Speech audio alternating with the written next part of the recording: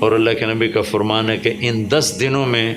اللہ تعالیٰ کو جتنی عبادت پسند ہے وہ اور کسی دن میں بھی پسند نہیں، اور اس میں کوئی شک نہیں، ان 10 دنوں میں سب سے بڑی عبادت وہ حج ہے، جس کو اللہ تعالیٰ نصیب فرمائے اور جس کے مقدر میں فرمائے۔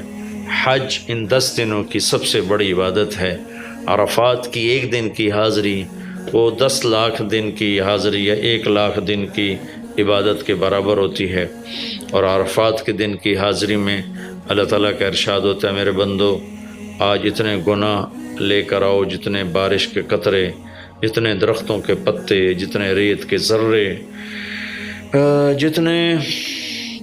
گردش ایام میں جب سے ٹائم شروع ہوا ہے اس میں بننے والے دن اور رات، اور یہاں کے توبہ کرو میں سب معاف کروں گا۔ اور عرفات کے دن جتنا شیطان ذلیل ہوتا ہے اتنا کسی دن بھی ذلیل نہیں ہوتا، اور میرے